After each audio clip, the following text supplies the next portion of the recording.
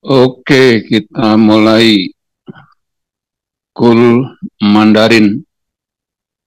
Oke, seberapa yang ada malam hari ini kita ada dalam Kul Mandarin. Kita mulai pelajaran malam hari ini. Kita berdoa terlebih dahulu.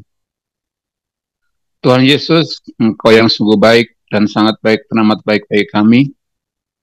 Malam hari ini kami bersyukur atas segala kebaikan Tuhan yang sudah Tuhan nyatakan, Tuhan perbuat, Tuhan berikan bagi kami semuanya dari hari ke hari, waktu-waktu hingga sampai hari ini, malam ini, kami masih ada Tuhan, semua oleh karena anugerah.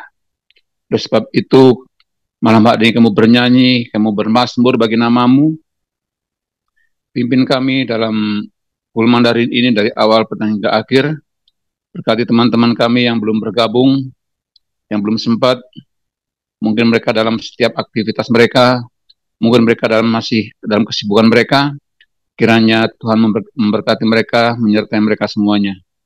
Di dalam nama Tuhan Yesus, biar malam hari ini menurut kami dengan puji-pujian kepadamu. Malam hari ini kami bermazmur bagi namamu. Di dalam nama Tuhan Yesus. Haleluya. Amin. Kita naikkan satu pujian. Ya Tuhanku.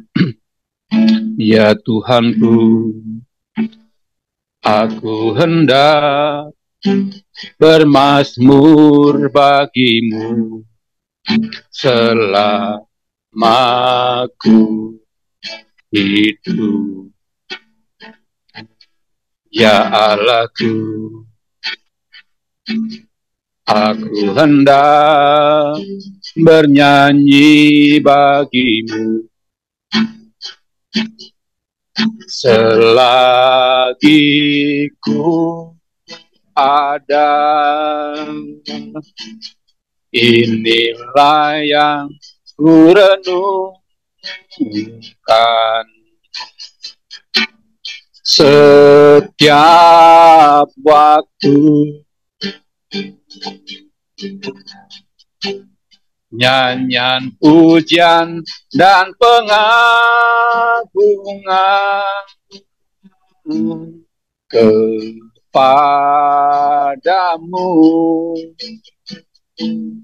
Biarlah manis kau dengar Tuhan, manis kau dengar Tuhan, dan hatiku bersuka karenamu. Ya Tuhanku, ya Tuhanku, aku hendak bermazmur bagimu selama aku hidup. Ya Allahku,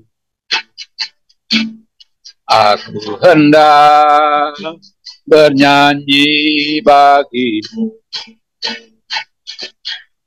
selagi ku ada. Inilah yang ku renungkan setiap waktu. Nyanyian, pujian, dan pengagungan kepadamu. Biarlah manis kau dengar Tuhan, manis kau dengar Tuhan, dan hatiku bersuka karenamu. Inilah yang ku renungkan, inilah yang ku renungkan kan setiap waktu. Nyanyian pujian dan pengagungan kepadamu.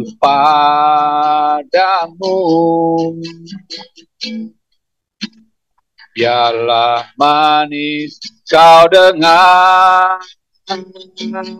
Tuhan, manis kau dengar Tuhan, dan hatiku bersuka karenamu. Sekali katakan, inilah yang kurenungkan, inilah yang kurenungkan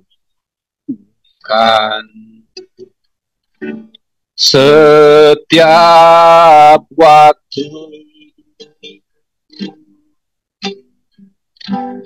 Nyanyian pujian dan pengagungan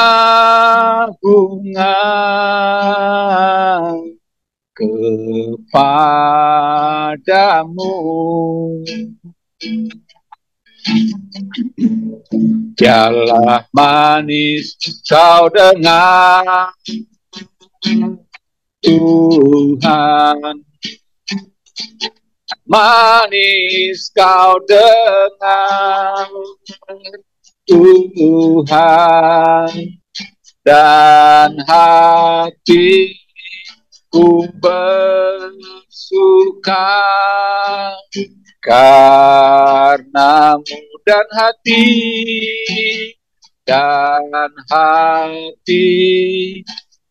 bersuka karenamu,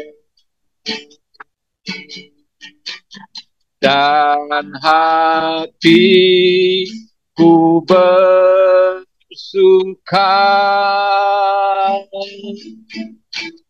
karenamu.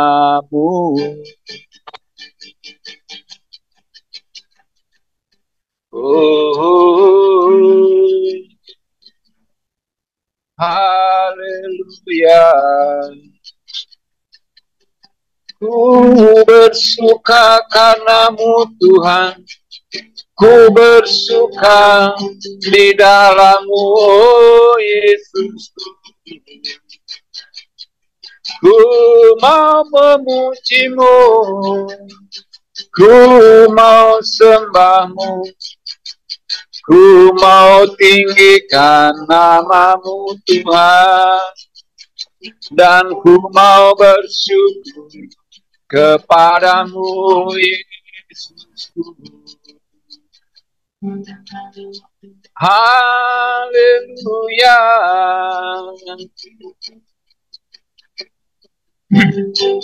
Terpujilah nama-Mu Tuhan, bagi-Mu hormat kemuliaan. Haleluya.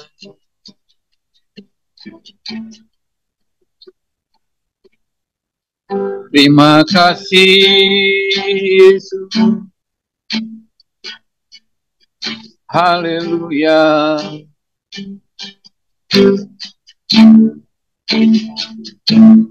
Aku hendak bersyukur pada Tuhan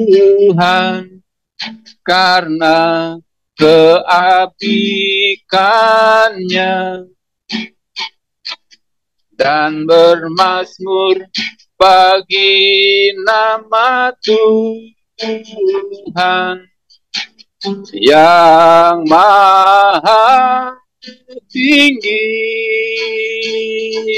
Ya Tuhan, Tuhan kami, betapa mulianya nama-Mu, Tuhan kami, dimuliakan atas seluruh bumi. Aku hendak bersyukur pada Tuhan karena keadilannya dan bermazmur bagi nama Tuhan yang maha tinggi. Ya Tuhan, Tuhan kami, betapa mulianya namamu, Tuhan kami, dimuliakan atas seluruh.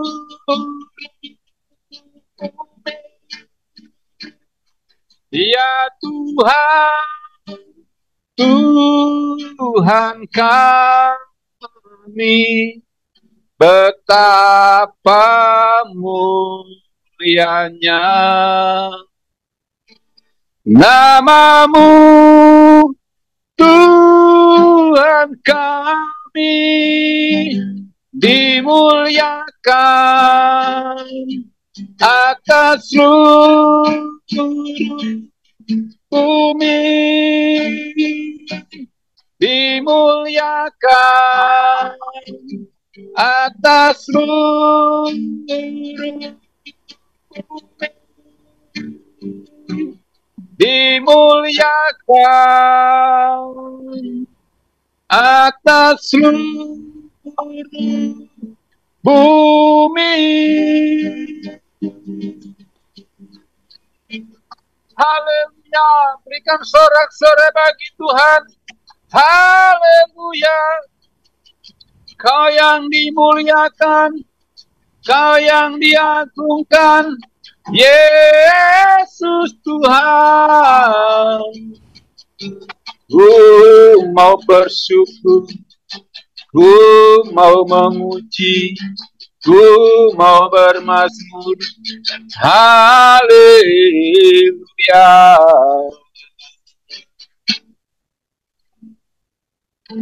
Terima kasih Tuhan, hanya Kau yang layak kami muliakan, hanya Kau yang layak kami tinggikan. Sebab Kaulah Tuhan dari segala Tuhan, Allah dari segala Allah, Kaulah yang berkuasa dan ajaib segala karyamu. Mari kita berdoa terlebih dahulu.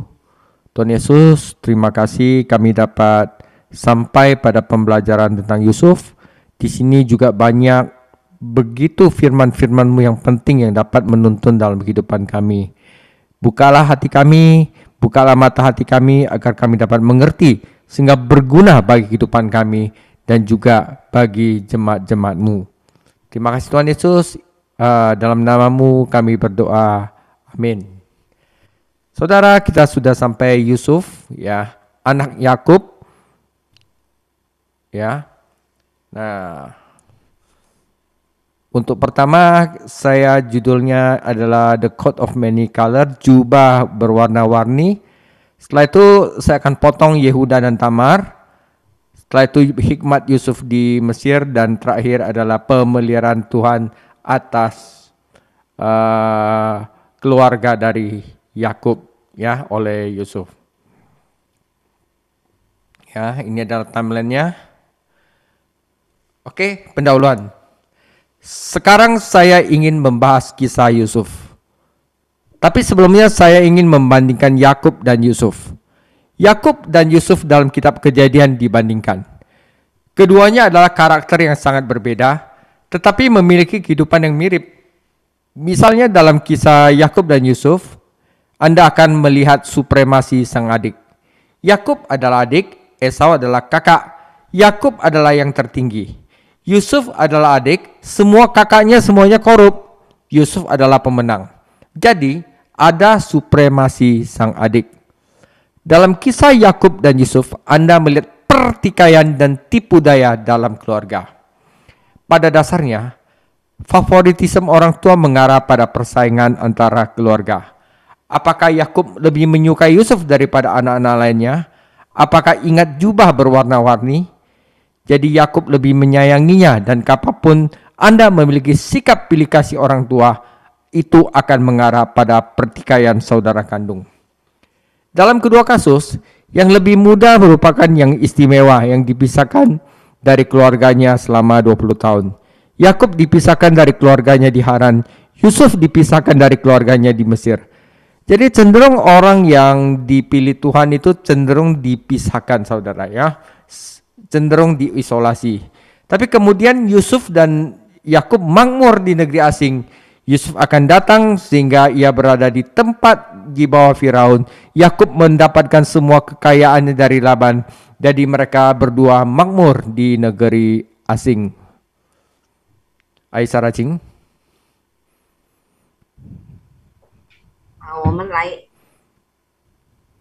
我们来看一下这个介绍一下夜市的故事。现在我想讨论一下夜市的故事，我想比较一下雅各和夜市。创世纪中的雅各和夜市被进行了比较，两人的性格截然不同，但生活却相似。例如，在雅各和夜市的故事中，你会看到弟弟的至高无上地位。雅各是弟弟，以扫是哥哥。雅各是最高的，夜市是弟弟，所有哥哥都是腐败的。夜市是胜利者，所以就有了弟弟至上的说法。在雅各和夜市的故事中，你可以看到家庭内部的冲突和欺骗。基本上，父母的偏爱会导致兄弟姐妹之间的竞争。雅各是否更喜欢夜市而不是其他儿子？你还记得那些色彩鲜艳的长袍吗？所以雅各更偏爱他，而每当父母偏爱他时，是否就会导致兄弟姐妹之间的冲突？在这两起案中，年纪较小的那个享有特权的人都与家人分离了20年。雅各与哈兰的家人四散了，夜市与埃及的家人四散了。后来，雅各和夜市在异国他乡过上了富裕的生活。夜市将会到来，以便他能够坐在法老的正下方。雅各的所有财富均来自拉班，因此他们俩都在异国他乡繁荣昌盛。 Oke, saudara. Jadi orang dipilih Tuhan cenderung dipisahkan dari keluarganya ya. Ya. Akhirnya terakhir di sini, keluarga di akhir hidup mereka dipertemukan kembali dengan saudara-saudara dan keluarga mereka yang terasing. Yakub dipertemukan kembali dengan Esau meskipun ada beberapa masalah dengan itu, dan Yusuf dipertemukan kembali dengan saudara-saudaranya. Pada akhirnya apakah Anda ingat Yusuf dan saudara-saudaranya berkumpul bersama? Ya, nanti di kisah berikutnya saudara. Jadi kisah Yakub dan Yusuf agak paralel dalam cara cerita terbentuk, meskipun mereka adalah dua karakter yang sama sekali berbeda. Namun saudara, Kejadian 37 sampai 50 ini cerita Yusuf semua, tapi di tengahnya itu nanti ada cerita tentang Yehuda. Jauh lebih dari sekedar karya sastra yang dramatis. Karena ketika Anda menyelami lebih dalam, Anda akan menemukan sebuah kisah yang penuh dengan implikasi teologis yang mendalam. Ya, di sini kita akan melihat Yesus Cenhao. Tangan Tuhan tampak jelas dalam setiap adegan. Memerintah, mengesampingkan keputusan yang dibuat orang, dan pada akhirnya Tuhan menciptakan seorang pahlawan, menyelamatkan sebuah keluarga, dan menciptakan sebuah bangsa yang akan membawa berkat bagi seluruh dunia. Di balik kisah ini terdapat hati Tuhan yang membuat perjanjian yang selalu menepati janji-janjinya. Bagi orang percaya Kristen, ada tingkat ketiga dalam kisah ini, karena Yusuf adalah salah satu ilustrasi terkaya tentang Yesus Kristus, gambar dari Yesus Kristus yang ditemukan di dalam perjanjian lama. 我们来看雅各和约瑟的故事，最后终于在这里，他们两个在生命的尽头与疏远的兄弟团聚了。尽管存在一些问题，雅各还是与以扫团聚了，约瑟也与他的兄弟们团聚了。最后，你还记得约瑟和他的兄弟聚集在一起的情景吗？因此，尽管雅各和约瑟是两个完全不同的人物，但他们的故事在故事形成的方式上是有些平衡的。然而，在创世纪37到50章，不仅仅是一部戏剧性的文学作品，因为当你深入挖掘时，你会发现一个充满深刻神学含义的故事。上帝之手在每一个场景中都显而易见，统治和推翻人们所做的决定。最终，上帝创造了一个英雄，拯救了一个家庭，创造了一个为整个世界带来祝福的国家。这个故事的背后是一位绿叶且始终信守诺言的上帝的心。对于基督教信徒来说，这个故事还有第三个层次，因为约瑟是旧约中对耶稣基督最丰富的描述之一。Oke. Jadi Yusuf itu adalah gambar Yesus yang paling terlihat di dalam perjanjian lama. Yusuf seperti Yesus dalam hal dia dikasih ayahnya dan taat pada kehendaknya. Dibenci dan ditolak oleh saudaranya sendiri dan dijual sebagai budak. Dituduh secara salah dan dihukum secara tidak adil. Akhirnya diangkat dari tempat penderitaan ke tahta yang berkuasa, dengan demikian menyelamatkan umatnya dari kematian. Tentu saja perbedaan utamanya bahwa Yusuf hanya dilaporkan meninggal, sehingga sementara Yesus benar-benar menyerahkan nyawanya di kayu salib dan bangkit dari kematian untuk menyelamatkan kita. Kejadian 37 mengungkap dinamika yang merusak dari sebuah keluarga yang mengenal Allah yang benar dan hidup, tetapi tetap berdosa terhadapnya dan terhadap satu sama lain melalui apa yang mereka katakan dan lakukan. Kehadiran Yusuf di rumah tidak menciptakan masalah, tetapi justru menyingkapkannya. Pertimbangkanlah kekuatan-kekuatan yang merusak yang bekerja dalam keluarga ini. Kekuatan-kekuatan yang dikalahkan oleh Allah dalam kasih karunia-Nya demi kebaikan mereka. Roma 5 ayat 20, tetapi hukum Taurat ditambahkan supaya pelanggaran menjadi semakin banyak, dan di mana dosa bertambah banyak, di sana kasih karunia menjadi berlimpah-limpah.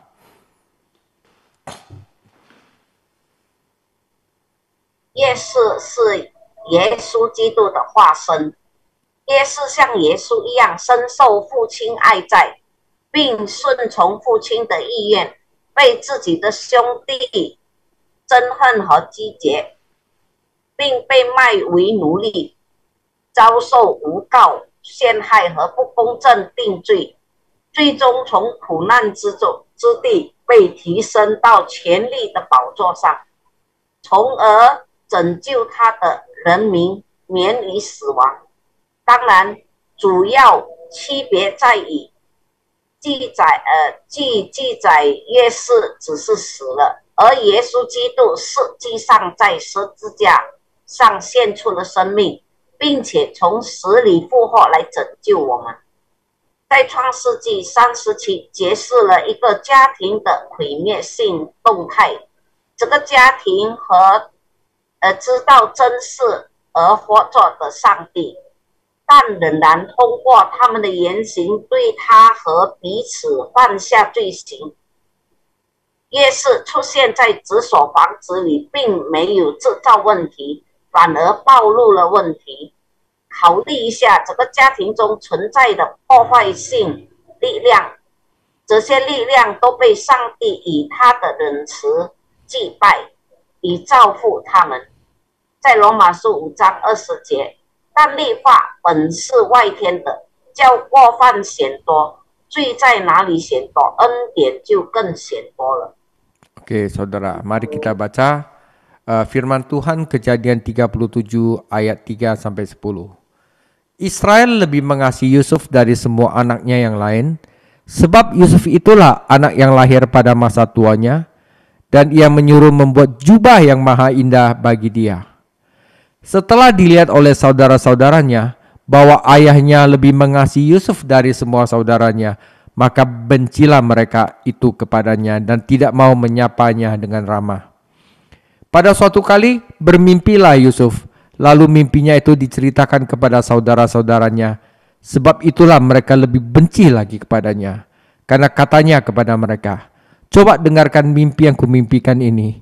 Tampak kita sedang di ladang mengikat berkas-berkas gandum, lalu bangkitlah berkasku dan tegak berdiri. Kemudian datanglah berkas-berkas kamu sekalian mengelilingi dan sujud menyembah kepada berkasku itu. Lalu saudara-saudaranya berkata kepadanya, apakah engkau ingin menjadi raja atas kami? Apakah engkau ingin berkuasa atas kami? Maka makin bencilah mereka kepadanya karena mimpinya dan karena perkataannya itu. Lalu ia memimpikan pula mimpi yang lain yang diceritakannya kepada saudara-saudaranya, katanya, aku bermimpi pula, tampak matahari, bulan dan 11 bintang sujud menyembah kepadaku. Setelah hal ini diceritakannya kepada ayah dan saudara-saudaranya, maka ditegur oleh ayahnya, mimpi apa mimpimu itu? Masakah aku dan ibumu serta saudara-saudaramu sujud menyembah kepadamu sampai ke tanah? 我们来看神的话，在创世纪37章3到10节。夜市是以色列年老时所生的，以色列特别宠爱他，为他做了一件彩衣。夜市的哥哥们见父亲偏爱他，就怀恨在心，对他恶言相向。夜市做了一个梦，并告诉了哥哥们，他们更恨他了。夜市对哥哥们说，你们听听我做的梦。我们在田里捆庄稼，我捆的庄稼站起来，你们捆的庄稼都围着我捆的庄稼下拜。他的哥哥们回答说，难道你真想做我们的王，统治我们吗？他们因夜市的梦和他说的话而更恨他。后来夜市又做了一个梦，他又去对哥哥们说，你们听听我做的另一个梦。我梦见太阳、月亮和11颗星星都向我下拜。夜市把梦告诉了父亲和哥哥们。他父亲就责备他说，你做的是什么梦？难道你的父母弟兄都要来向你祖父下拜吗？ Oke, saudara, integritas, ya. Saudara, Yusuf adalah seorang berintegritas. Tidak mudah bagi Yusuf untuk bekerja bersama saudara-saudara tirinya, karena cara hidup mereka berbeda dengan cara hidupnya. Apakah anak-anak ini merampok ayah mereka? Apakah mereka terlalu terlibat dengan kebiasaan orang-orang di negeri itu? Kita tidak tahu kejahatan apa yang dilakukan orang-orang itu. Tetapi apapun dosa mereka, Yusuf merasa bahwa ayah mereka perlu mengetahuinya. Yusuf juga tahu apa yang dilakukan saudara-saudaranya yang lain dan melaporkannya kepada Yakub. Apakah Yusuf berhak memberitahu tentang saudara-saudaranya? Kita selalu menghormatinya karena karakternya. Tetapi di masa mudanya, apakah ia hanya seorang pengadu remaja? Ia jelas tidak memiliki wewenang atas saudara-saudaranya dan tidak bertanggung jawab atas perilaku mereka. Dan ia berada di ladang untuk bekerja dengan mereka, bukan untuk memata-matai mereka. Peristiwa-peristiwa berikutnya membuktikan bahwa meskipun ia masih muda, Yusuf memiliki integritas, akal sehat, dan kebijaksanaan. Jadi apapun yang dilakukan saudara-saudaranya pasti sangat jahat. Mungkin Yakub curiga bahwa anak-anaknya melakukan kejahatan dan bertanya kepada Yusuf apa yang diketahuinya. Saudara, Yusuf itu tentu tidak akan berbohong kepada anak-anaknya, kepada ayahnya. Dan anak-anak Yakub lainnya langsung tahu siapa informannya. 我们来看呀，政治，对叶氏来说，与同父异母的兄弟们一起工作并不容易，因为他们的生活方式与他自己的不同。孩子们抢劫了他们的父亲吗？他们是否太过于关注该国人民的风俗习惯？我们不知道这些人犯了什么罪行，但无论他们犯了什么罪，叶氏觉得他们的父亲需要知道，叶氏也知道其他兄弟在做什么，并把此事报告给了雅各。叶氏有权利讲述他兄弟们的事吗？我们一直很尊重他的性格，但在他年轻的时候，他只是一个爱抱怨的少年吗？显然，他对他的兄弟们没有权威，也不对他们的行为负责。他应该和他们一起在田里干活，而不是监视他们。随后发生的事情证明，叶氏虽然年轻，但却有常识和智慧，所以他的兄弟们所做的一切都一定是非常邪恶的。也许雅各怀疑他的儿子们在捣鬼，并向叶氏询问他所知道的事情。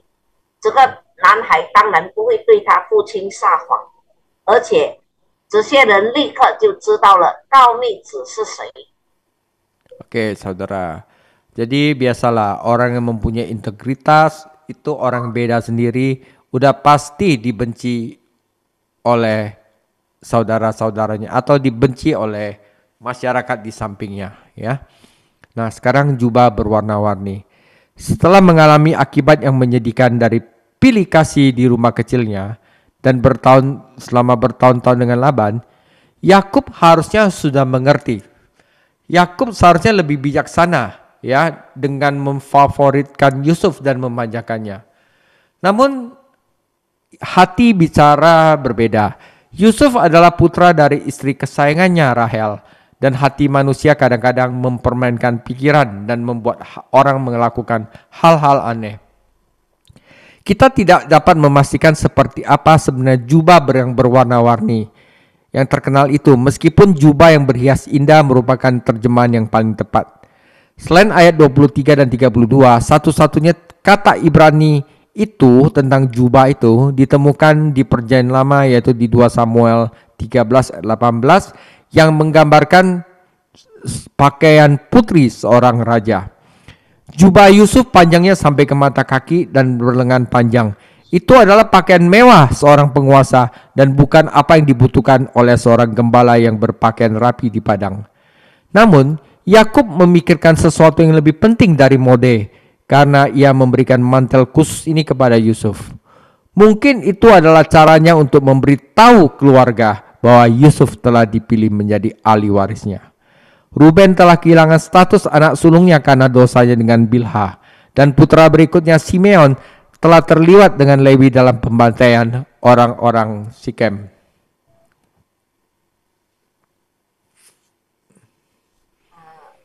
采视长桃，雅各童年时在家中和与拉班在一起的岁月，都经历过因受人偏爱而产生的悲惨后果，因此他本应更明智，不去偏爱叶氏并宠坏他。然而叶氏是他心爱的妻子拉结的儿子，而人心有时会作弄人，使人做出奇怪的事情。我们不能确定哪件著名的采视长桃究竟是什么样子。尽管装饰长袍可能是最合适的翻译，除了第23和32节之外，这个希伯来语词在旧约中唯一出现的地方是撒母耳记下13章第18节，其中描述了一位国王女儿的衣着。约瑟的长袍长系脚可，并且有长袖，只是统治者的丝滑装束，而不是田野里衣着华丽的牧羊人所需要的。然而，当雅各把这件特别的外套送给约瑟时，他考虑的却比时尚更重要。也许这是他让家人知道约瑟已被选为继承人的方式。流便因毕拉犯下的罪而失去了长子的地位，在创世纪35章22节，而他的下一个儿子西面与利未一起参与了对世界人的屠杀。Oke, saudara. Akhirnya setelah mendengar mimpi dan Yakub menyayangi Yusuf, bahkan diberikan jubah yang berwarna-warni, hasilnya adalah kebencian, saudara. Lebih jauh lagi, keempat putra pertama Yakub memilih Leah sebagai ibu mereka, dan Yakub itu tidak bermaksud menikahi Leah. Niat hatinya sepenuhnya adalah menikahi Rahel, tetapi Laban telah menipunya. Yusuf mungkin bernalar, di mata Tuhan, Rahel adalah istriku yang pertama, dan Yusuf adalah anak sulungnya. Karena itu Yusuf berhak diperlakukan sebagai anak sulung. Jika demikianlah cara saudara-saudara yang memandang skenario tersebut, maka tidak mengherankan bahwa mereka membenci Yusuf. Yakub mengetahui perasaan mereka yang sebenarnya dan bahkan mengungkapkannya ketika ia berada di ranjang kematian. Para pemanah sangat menyusahkan Yusuf dan menembaki dia serta membencinya. Saudara, kebencian adalah dosa yang mengerikan karena akan menimbulkan dosa-dosa lainnya. Kebencian menimbulkan pertengkaran, tetapi kasih menutupi segala pelanggaran. Amsal 10 ayat 12. Barang siapa mengatakan bahwa ia berada dalam terang tetapi membenci saudaranya, ia masih berada dalam kegelapan. Kebencian di dalam hati adalah padanan moral dari pembunuhan. Barang siapa membenci saudaranya, ia adalah seorang pembunuh manusia. Dan kamu tahu bahwa tidak ada orang pembunuh yang memiliki hidup kekal di dalam dirinya. Saudara, jadi kebencian itu bahaya, ya. 我们来看啊，仇恨是很危险的呀。此外，雅各的前4个儿子都是利亚所生。而雅各并没有打算娶利亚为妻，他一心想娶拉结为妻，但拉班欺骗了他。雅各也许会想，在上帝的眼中，拉结是我第一任妻子，约瑟是他的长子，因此约瑟理应被视为长子。如果他的兄弟们这样看待这一情况，那么他们恨约瑟就不足为奇了。雅各知道他们的真实感受，甚至在临终时也表达了他们的感受。弓箭手大大扰乱他，就是约瑟，向他射箭，恨他。仇恨是一种可怕的罪恶，因为它会引发其他罪恶。恨能挑起争端，爱能遮掩一切过犯。就是在箴言4章12节，人若说自己在光明中，却恨他的弟兄，他到现在还是在黑暗里。约翰1书2章9节，心中的仇恨在道德上同于谋杀。就是在马太福音5章21到26节，凡恨他弟兄的，就是杀人犯。你们晓得凡杀人的，没有永生住在他里面。约翰一书3章15节。 Oke. Berarti kalau udah benci saudaranya, kita adalah seorang pembunuh manusia. Kita baca Kejadian 37 ayat 19 sampai 27. Kata mereka seorang kepada yang lain, "Lihat, tukang mimpi kita itu datang. Sekarang marilah kita bunuh dia." Karena benci akan bunuh ya. Marilah kita bunuh dia dan kita lemparkan ke dalam salah satu sumur ini. Lalu kita katakan, seekor binatang buas telah menerkamnya. Dan kita akan lihat nanti bagaimana jadinya mimpinya itu. Ketika Ruben mendengar hal ini, ia ingin melepaskan Yusuf dari tangan mereka. Sebab itu katanya, janganlah kita bunuh dia. Lagi kata Ruben kepada mereka, janganlah tumpahkan darah.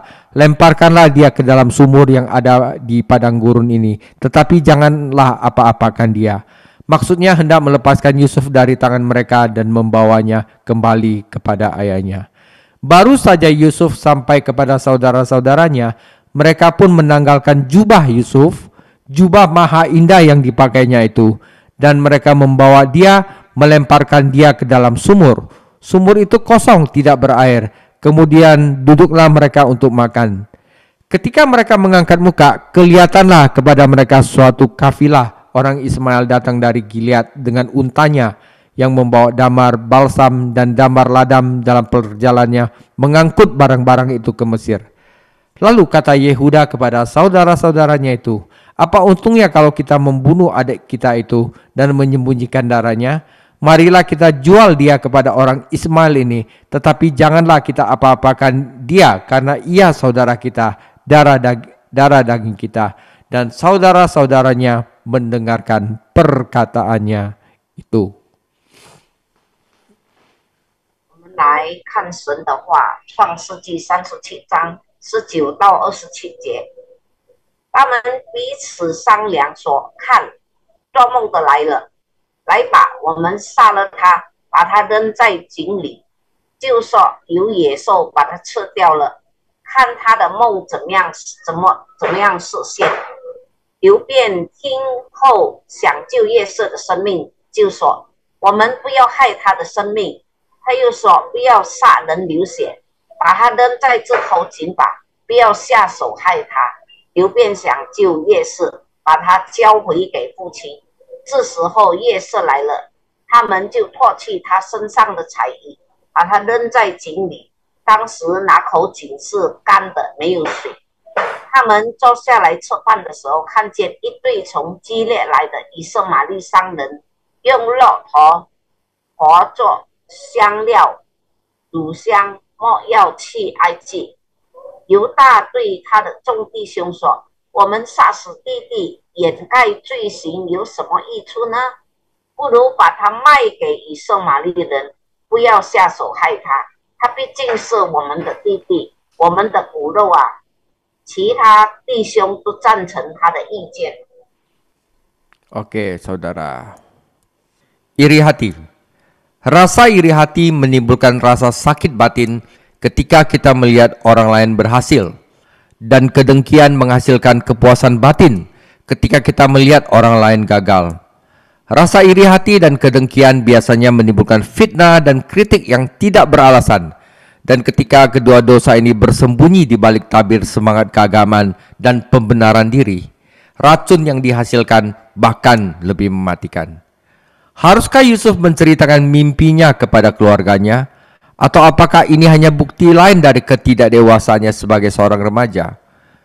Kedua mimpi itu tidak membuat keluarganya kesal dan mempuruk keadaan baginya. Lagi pula, bagaimana mungkin Yusuf bisa menjadi seorang penguasa? Dan mengapa saudara-saudara tunduk kepadanya? Semuanya sepertinya tidak masuk akal. Ketika Yusuf melaporkan mimpi kedua, bahkan ayahnya menjadi marah dan menegurnya, tetapi secara pribadi. Karena Yakub juga merenungkan mimpi itu. Bagaimanapun Yakub telah menerima pesan Tuhan melalui mimpinya. Jadi mungkinlah Tuhanlah yang berbicara kepada Yusuf. Mungkin Yusuf harus bersikap lebih diplomatis dalam cara dia melaporkan mimpinya. Tetapi tentu saja dia benar dalam membagikannya kepada keluarga. Itu bukan antusiasme remaja. Itu adalah kehendak dari Tuhan.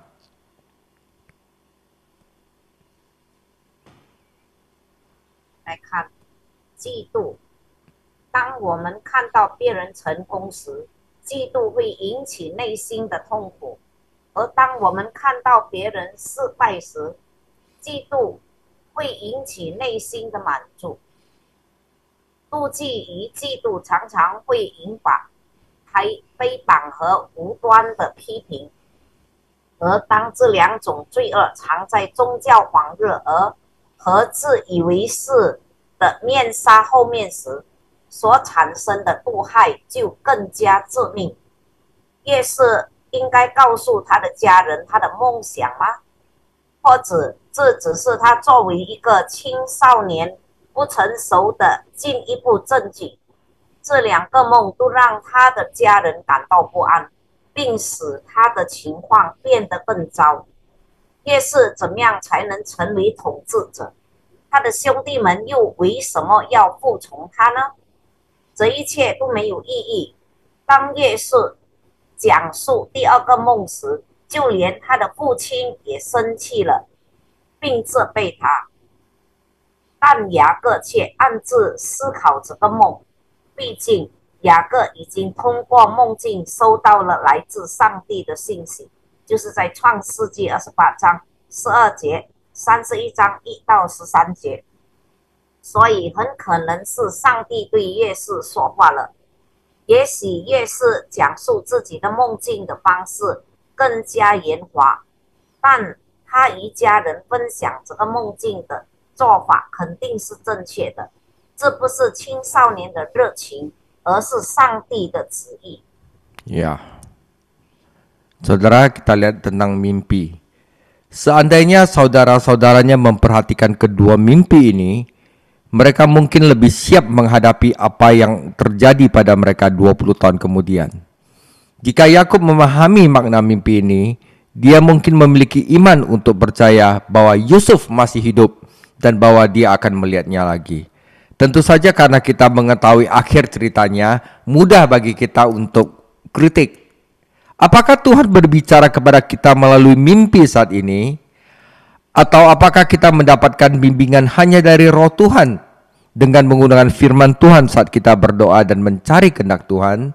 Saudara, ini harus tahu ya saudara, dalam perjanjian lama Anda menemukan sejumlah besar komunikasi ilahi melalui mimpi, baik kepada orang percaya maupun orang yang tidak percaya. Tetapi ini tampaknya bukan cara bagi orang Kristen perjanjian baru saat ini. Tuhan berkomunikasi melalui mimpi ketika dia mengarahkan Yusuf, suami Maria, tetapi setelah itu tidak ada bukti lain bahwa orang lain dalam Injil atau kitab-kitab para rasul pernah menerima bimbingan ilahi melalui mimpi. Ketika orang mengklaim bahwa Tuhan telah mengirimkan mimpi kepada mereka untuk instruksi atau bimbingan mereka, atau instruksi kepada orang lain, kita perlu hati-hati. Karena mimpi dapat disebabkan oleh diri sendiri atau bahkan dipengaruhi oleh setan. 我们来看这个梦，如果兄弟俩注意到了这两个梦，他们也许能够更好的应对20年后发生的事情。如果雅各明白了这个梦的含义，他也许会有信心相信约瑟还活着，而且他会再次见到他。当然，因为我们知道结局，所以我们很容易批评。今天上帝会通过梦境与我们说话吗？还是我们只通过使用上帝的话语来祷告，并寻求上帝的旨意，就能得到上帝之灵的指引？在就业中，你会发现很多通过梦境进行的神圣交流，无论是信徒还是非信徒。但只似乎并不是当今新约基督徒的常态。上帝通过梦境指引玛利亚的丈夫约瑟，就是在马太福音1章24到25、2章12到13、19到22节，但没有证据表明福音书和使徒行传中的其他人通过梦境获得过神的指引。当人们声称上帝赐予他们梦境，以指导他们或指导他人时，我们需要小心，因为梦境可能是自己造成的，甚至是受撒旦的影响。Oke, saudara. Lihat, ahli mimpi telah datang. Di masa depan, Yusuf akan terlibat dalam menafsirkan mimpi orang lain. Kejadian 40-41, tetapi tidak ada indikasi bahwa ia memahami kedua mimpinya sendiri pada saat itu. Saat ia menunggu di penjara, tidak diragukan lagi makna mimpi-mimpi itu menjadi lebih jelas dan menguatkannya. Memahami rencana Allah membantunya memberinya arahan dalam berurusan dengan saudara-saudaranya. Hasil langsung dari Yusuf yang menceritakan mimpinya adalah bahwa saudara-saudaranya semakin membencinya, juga iri hati kepadanya dalam hati mereka. Ia adalah anak kesayangan ayahnya, dipilih untuk menerima berkat sebagai anak sulung, mengenakan pakaian jubah yang berwarna-warni, dan sekarang menjadi penerima mimpi-mimpi aneh. Mengapa ia harus begitu istimewa? Apa yang akan terjadi selanjutnya? Saudara, kombinasi antara kebencian dan iri hati itu mematikan. Itu mendidih dalam hati dan menunggu percikan yang akan memicu ledakan. Saudara-saudaranya tidak perlu tergoda untuk memutuskan untuk menyakiti Yusuf.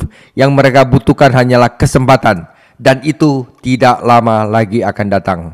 Pernyataan mereka mengejek, "Lihat, tukang mimpi itu datang," dapat diterjemahkan, "Lihat, ahli mimpi itu telah datang."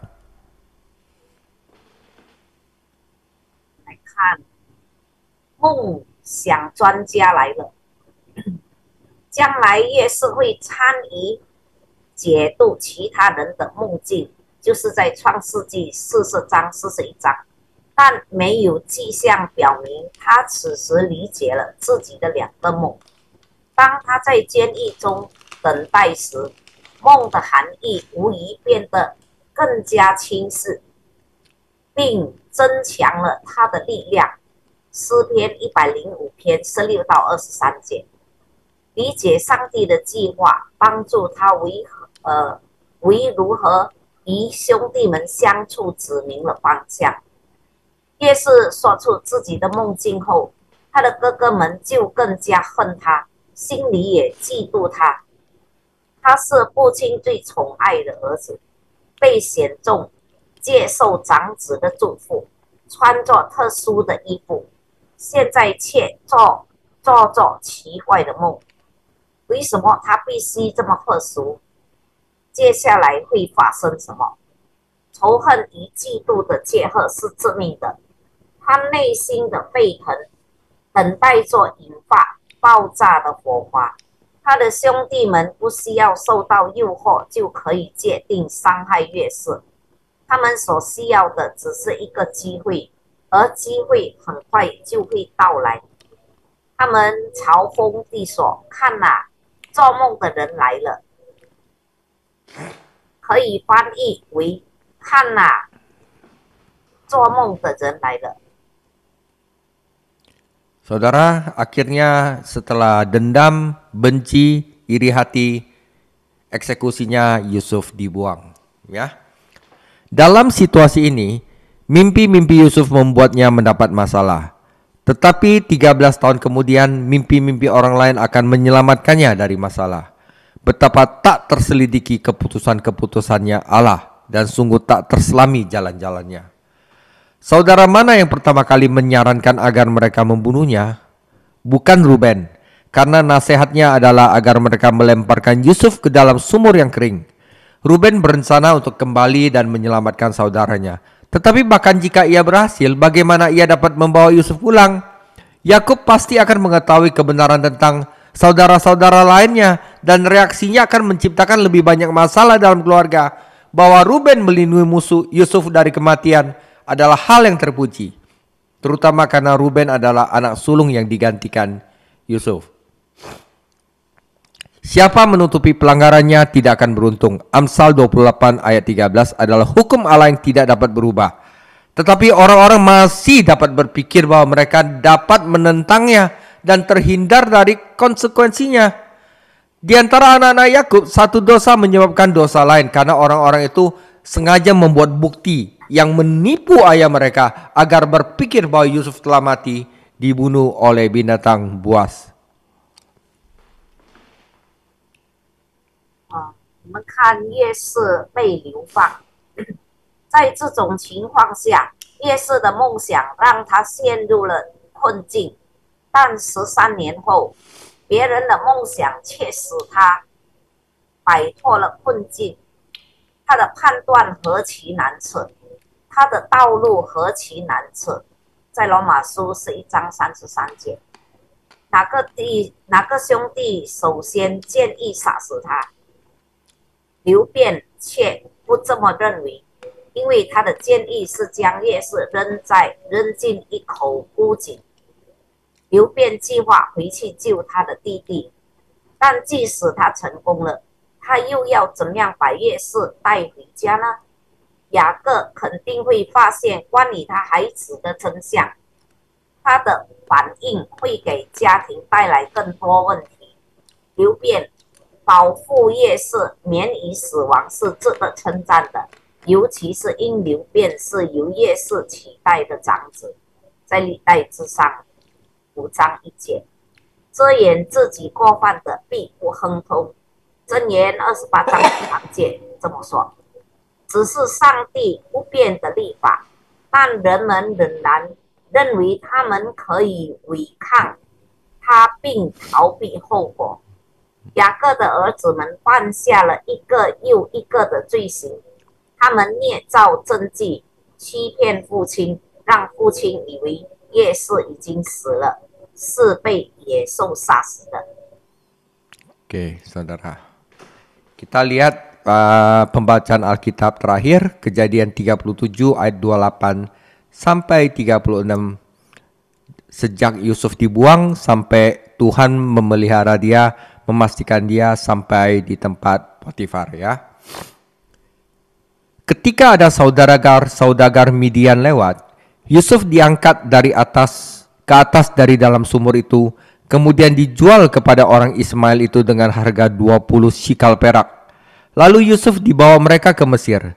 Ketika Ruben kembali ke sumur itu, ternyata Yusuf tidak ada lagi di dalamnya. Lalu dikoyakkanlah bajunya.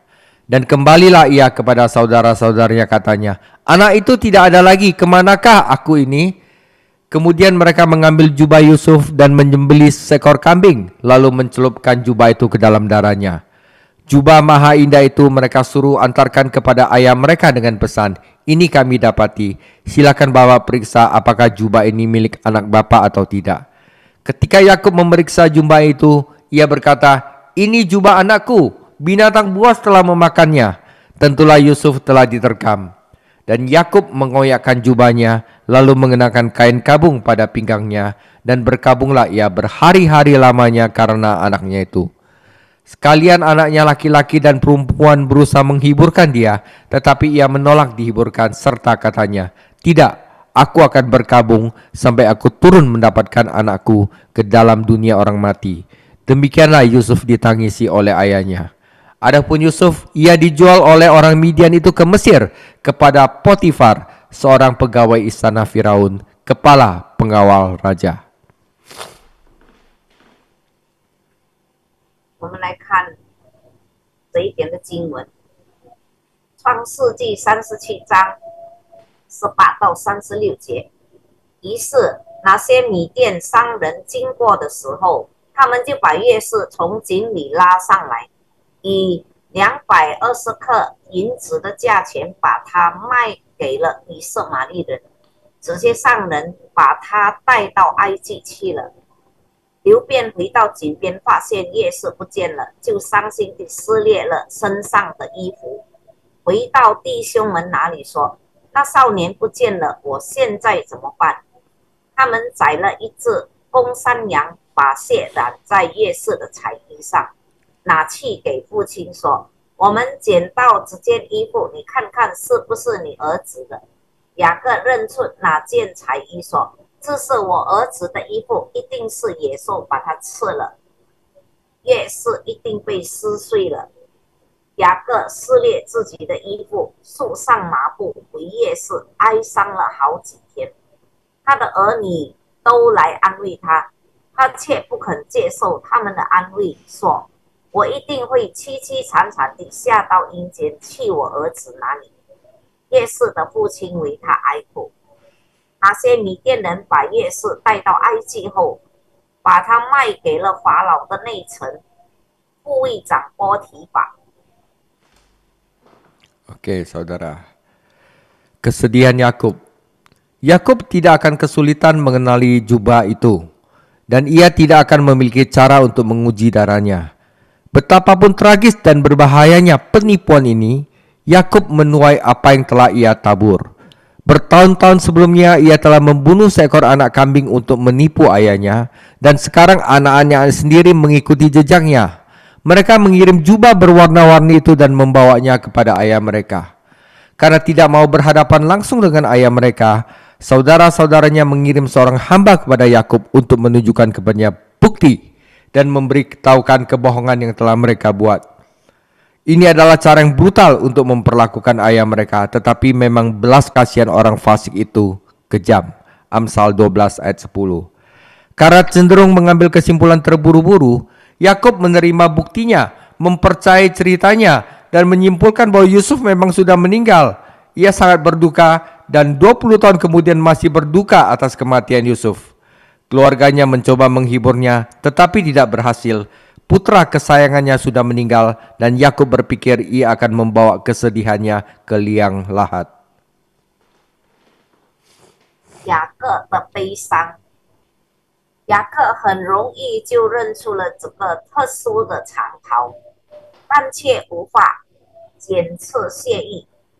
尽管这次欺骗是悲惨而危险的，但雅各却收获了他所种下的恶果。多年前，他曾杀了一只小山羊来欺骗他的父亲，就是在创世纪27章1到17节。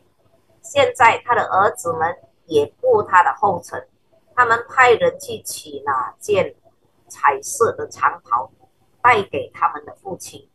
兄弟们不想这件与父亲对峙，于是派一个仆人去见雅各，向他展示证据，并告诉他们编造的谎言，只是对待父亲的残忍方式，但恶人的怜悯也是残忍，就是在箴言12章10节。由于雅各容易妄下结论，创世纪32章6到8节，因此他接受了证据，相信了这个故事，并得出结论：夜市确实死了。他深感悲痛，20年后仍在为夜市的死而哀悼。在42章36节创世纪那边记载，他的家人尽力安慰他，但无济于事。他心爱的儿子死了，雅各以为他会将悲伤带进坟墓。 Oke, saudara, penutup. Allah secara providensial membawa Yusuf dengan selamat ke Mesir dan memastikan bahwa ia dijual kepada salah seorang perwira tinggi Firaun. Potifar disebut sebagai kepala pengawal yang menunjukkan bahwa ia kepala pengawal pribadi Firaun dan bertanggung jawab atas eksekusi resmi. Namun yang penting bukanlah bahwa Yusuf berhubungan dengan orang begitu berkuasa di Mesir. Yang penting adalah bahwa Tuhan menyertai Yusuf sehingga ia berhasil dalam segala usahanya. Kejadian 39 ayat 2. Pekerjaan pemeliharaan Tuhan memang luar biasa, saudara. Dan ini seharusnya menjadi sumber dorongan yang besar bagi kita dalam situasi hidup yang sulit. Ia berbuat sesuka hatinya terhadap kuasa-kuasa langit dan terhadap penduduk bumi. Tidak seorang pun dapat menahan tangannya atau berkata kepadanya, apa yang telah engkau berbuat? Daniel 4 ayat 35. Saudara, Yakub dan Yusuf tidak pernah membaca Roma 8 ayat 28, tetapi mereka mengalami kebenarannya dan melihat apa yang dilakukan oleh tangan Tuhan.